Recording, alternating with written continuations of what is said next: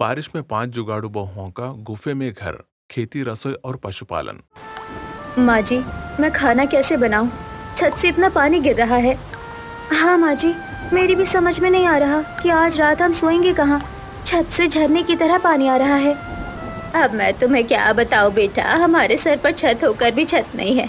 ये घर इतना पुराना हो चुका है कि अब इसका हर हिस्सा कमजोर हो चुका है। तेज बारिश की वजह से घर में सब तरफ से पानी आ रहा था। खिड़की, जाल, दरवाजा, दीवारें और घर घर होकर भी घर सा नहीं लग रहा था। माँ जी, मुझे तो डर लगता है कि कहीं ये छत एक दिन हम पर ही ना गिर जाए।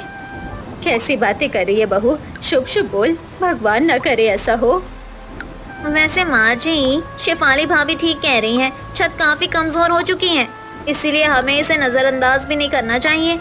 हाँ, कुछ और नहीं तो कम से कम सर पर एक मजबूत छत होनी ही चाहिए। पांचों बहुएं जैसे तैसे जुगाड़ करके सारे कामों को करने की कोशिश कर रही थी। वहीं उनके पति बारिश में भागते हुए घर लौट रहे थे। इस बारिश ने तो हमारा जीना मुश्किल कर दिया है। न घर में चैन है न बाहर। सही कह रहा है भाई, अब घर जाएंगे तो वहीं भी ऐसा ही माहौल होगा जैसा बाहर है। भैया, हमें जल्दी ही रहने के लिए कोई दूसरा ठिकाना ढूंढना पड़ेगा, क्योंकि अब हमारा मकान रहने के लायक नहीं है। हाँ, हम जल्दी ही कुछ करेंगे।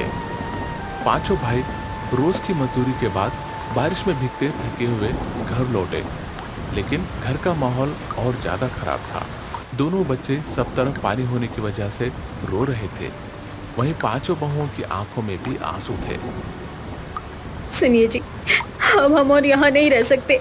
इस घर की हालत बहुत खराब हो चुकी है। हाँ शुभम जी, अब हम यहाँ बिल्कुल नहीं रह पाएंगे।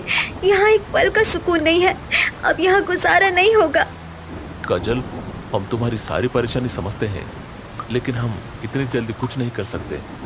हाँ, अभी हमें कुछ समय ऐसे ही काटना होगा। हम गरीब लोग हैं, अभी हमारे पास कोई रास्ता नहीं है। पांचों बहुएं अपने पतियों से घर के बारे में बात कर रही थी कि तभी छत से सीमेंट का एक बड़ा टुकड़ा नीचे आ गिरा। तेज आवाज ने सबका ध्यान अपनी तरफ खींचा। छत का हिस्सा दोनों बच्चों से कुछ ही दूर पर गिरा था और यह देख पूरा परिवार बहुत ज्यादा घबराया गया। हे भगवान, मेरे बच्चों इधर आओ। भगवान ने अपनी कृपा कर दी, वरना अगर ये किसी पर गिर जाता तो ना जाने क्या हो जाता। अब तो मामला बहुत ज्यादा बिगड़ा हुआ लग रहा है।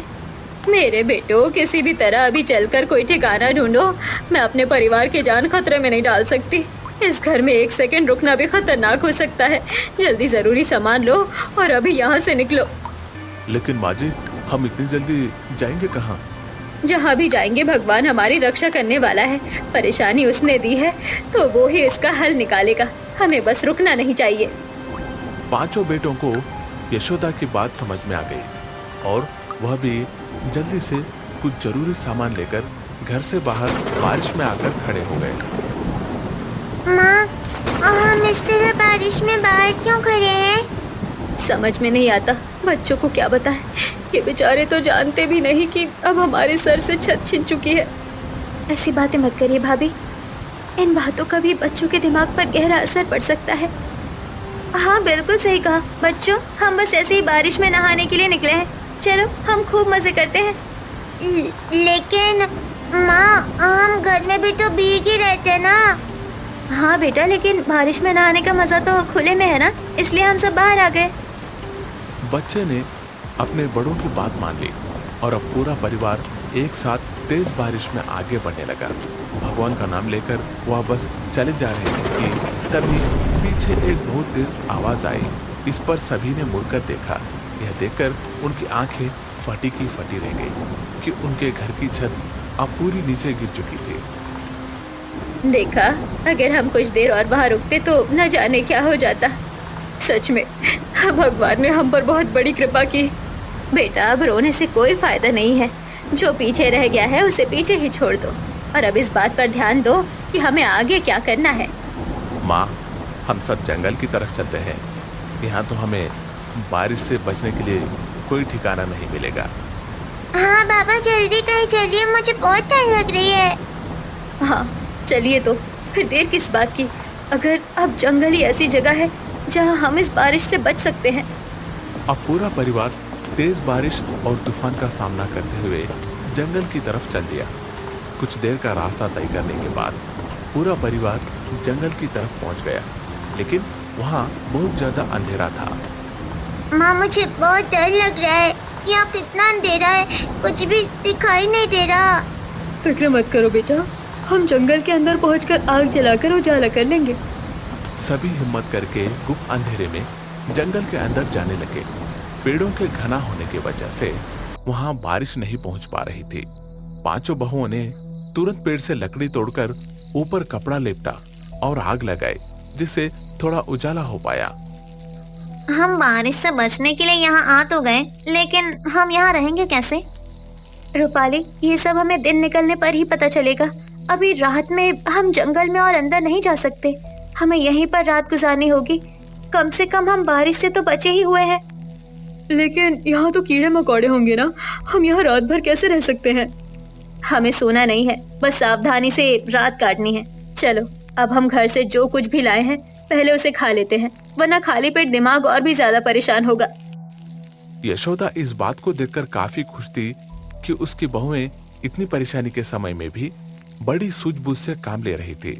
अब जैसे तैसे पूरे परिवार ने जगाते हुए रात काटी। वहीं दोनों बच्चों को खाना खिलाकर उनकी माँ ने उन्हें गोद में सुलाया। देखो, भगवान का दिन निकलता शुरू हो गया। बस अब हमें भी हिम्मत नहीं हारनी है। हाँ माँ, चलो भाइयों, देखते हैं हमें यहाँ क्या मिलता है। हाँ माँ जी, चलिए देखते हैं ये प्रकृति हमारी क्या मदद करती है। पांचों बहुएं और उनके पति जंगल में इधर उधर किसी ठिकाने की आस में निकल गए। वहीं शेफाली की नजर एक छोटी चट्टान पर पड़ी। अरे, ये तो एक चट्टान है। मुझे तो अंदाजा भी नहीं था कि यहाँ एक चट्टान भी होगी। भाभी, अक्सर ऐसी चट्टानों में गुफाएं बनी हुई होती है ताकि लोग मुश्किल के समय में वहाँ ठहर सके। अगर ऐसा हुआ तो वो गुफा हमारे बहुत काम आएगी। चलो इस चट्टान को और ठीक से देखते हैं। पांचों बहुओं ने चट्टान पर चढ़कर इधर उधर देखना शुरू किया और खुशकिस्मती से उन्हें एक छोटी सी गुफा मिल गई, लेकिन वो उनके परिवार के हिसाब से काफी छोटी थी। अरे, ये रही गुफा, लेकिन ये तो बहुत छोटी है। इसमें तो हम सब नहीं आ पाएंगे। रूपाली, ये गुफा है, सुरंग नहीं। अगर हमें इसे ही ठिकाना बनाना है तो हमें इसे आकार देना होगा। अरे, ये देखो, मुझे एक और गुफा मिली है। और मुझे ये केले का पेड़ मिला है। देखिए, इस पर कितने पके हुए केले लगे हुए हैं। भूख की वजह से पांचों बहुओं ने सबसे पहले केले तोड़ने की सोची, लेकिन पेड़ उनकी पहुंच से बहुत ऊंचा था। अरे, ये तो बहुत ऊंचा पेड़ है। हमें चट्टान पर और ऊंचा चढ़ के केले तोड़ने होंगे। अब जैसे भी करना हो, पेट को तो भरना है ना। चलो पहले इन्हें ही तोड़ते हैं। पांचों बहुओं ने अपने साड़ियों के पल्लू बांधे और फिर चट्टान पर और ऊपर चढ़ी। बड़े मेहनत के बाद वह केले के पेड़ तक पहुंच गई और फिर वहीं बैठकर उन्होंने केले खाए। वहीं पांचों भाई जंगल के अंदर एक झरने तक पहुंचे। अरे देखो, यहाँ तो पानी भी है। अब हमें पानी की दिक्कत भी नहीं होगी। भैया, पानी में बड़ी बड़ी मछलियां भी तैर रही है। चलो हम इन्हें पकड़ते हैं। अरे, मछली पकड़ना इतना आसान नहीं होता। इनके लिए जाला बिछाना पड़ता है। फिलहाल हमें पानी मिला है, यही बड़ी बात है। मछलियों को बाद में देखेंगे। इसी तरह अब गरीब परिवार ने उन गुफाओं को अपने रहने का ठिकाना बना लिया। वह झरने से पानी लेते, पेड़ों से फल सब्जियां तोड़कर खाते और अब ऐसे ही कई दिन गुजर चुके थे। वहीं उनके पति जंगल में से ही काम पर जा रहे थे। हम कब तक ऐसे ही रहते रहेंगे? हम आदिवासी थोड़ी ही ना हैं जो जंगल में ही जिंदगी गुजार दें। नहीं बहू, हमें जंगल में जिंदगी नहीं गुजारनी है। ये तो बस मुश्किल समय पर हमारी मजबूरी है। लेकिन माँ जी, हमें कुछ करना ही तो पड़ेगा।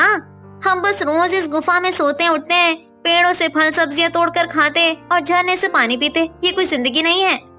बहू, तुम तो जुगाड़ू हो, अपना दिमाग लगाओ। मुझे पता है तुम इस मुसीबत का हल भी निकाल ही लोगी।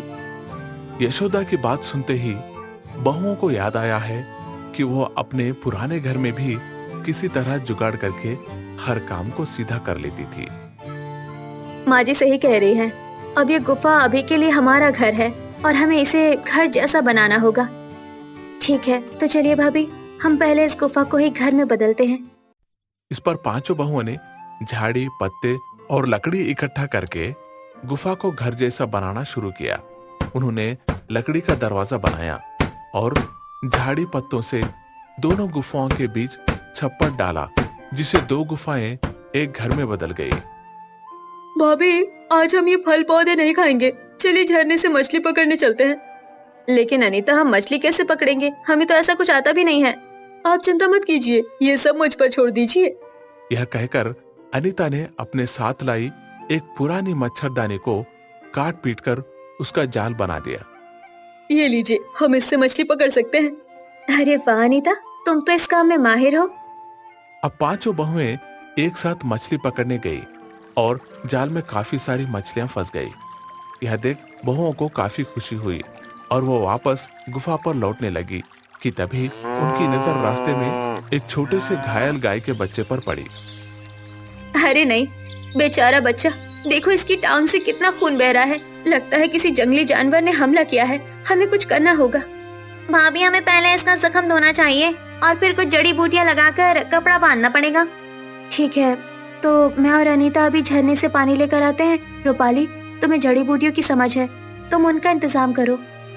अब काजल और अनीता झरने से पानी लेकर आई और रूपाली ने जल्दी से जंगल में छानबीन करके कुछ जड़ी बूटियों को पीसकर उनका मरहम तैयार किया। रानी ने बछड़े की टांग को धोया और फिर रूपाली उस पर मरहम लगाकर अपनी साड़ी का पल्लू फाड़कर बांध दिया। मुझे लगता है हमें इस बछड़े को अकेला नहीं छोड़ना चाहिए। हम इसे अपने साथ ले चलते हैं। लेकिन हम इसे लेकर कैसे जाएंगे? दर्द बंद होने पर ये खुद खड़ा हो जाएगा, फिर हम इसे ले चलेंगे। कुछ देर बाद जब बछड़े को ठीक लगा तो वह खुद ही खड़ा हो गया और बहुएं उसे अपने साथ ले आई। दोनों बच्चे उसे देखकर काफी खुश हुए और बहुओं ने यशोदा को भी सारी बात बताई। ये हमारा नया दोस्त है। अरे, लगता है ये अभी से ही बच्चों को पसंद कर रहा है। माँ जी, आज हम मछली लेकर आए हैं। कब तक बस जंगली फल और सब्जी खाते रहेंगे? अरे वाह, आज हम मछली खाएंगे। शाम होने तक जब पांचों भाई काम पर से लौटे तो मछली की खुशबू से हैरान हो गए। इस पर बहुओं ने उन्हें सारी बात बताई। अरे, इस तरह तो हम मछली पालन कर सकते हैं। हम अपने गुफा घर के पास ही मछलियां पालेंगे और उन्हें बेचेंगे। इससे काफी अच्छी कमाई हो सकती है। हाँ भैया, यही तो मैं आपको बताना चाह रहा था। हम मछलियों को पालेंगे और उन्हें बड़ा करके बेचेंगे। अब पांचों भाइयों को एक नया काम मिल गया। उन्होंने मछली पालन करना शुरू कर दिया और वहाँ वो बछड़ा भी उन्हीं के साथ रहा करता। धीरे धीरे वह चट्टान पूरे घर में बदलती जा रही थी। आज खाने में क्या बनाएंगे? चाची, बहुत दिन से भिंडी की सब्जी नहीं खाई है, भिंडी बना लो ना। अरे, भिंडी यहाँ कहाँ मिलेगी? उसके लिए मंडी जाना पड़ेगा और मंडी यहाँ से बहुत दूर है। ऊपर से तुम्हारे बाबा और चाचू भी शाम को घर वापस आएंगे। सही कह रही हो रूपाली, अच्छी सब्जी खाने को तरस गए हैं। तो क्यों ना हम यहीं अपनी सब्जी उगाएं? कैसी बातें कर रही हो काजल, हम जंगल में सब्जी उगाएंगे? हाँ, क्यों नहीं। जब यहाँ इतने सारे पौधे हैं, फल है, तो सब्जियाँ क्यों नहीं उग सकती? हम चट्टान के ऊपर वाली कच्ची जमीन पर बीज बोएंगे ताकि उन्हें धूप भी अच्छी मिले। काजल ने शुभम से सब्जी के बीज मंगवाए और उन्हें चट्टान पर गुफा की बराबर में पड़ी खाली जमीन में बो दिया। अब जमीन उपजाऊ हुई तो सब्जियां भी जरूर उगेंगी। और खुशकिस्मती से कुछ दिन बाद ही मिट्टी से अंकुर फूटने लगे और देखते ही देखते छोटे सब्जियां उगना शुरू हो गई। यह देख पूरा परिवार काफी खुश हुआ। अब जब तक उनका घर नहीं बन पाता था, तब तक उन्होंने गुफा को ही अपना घर बना लिया।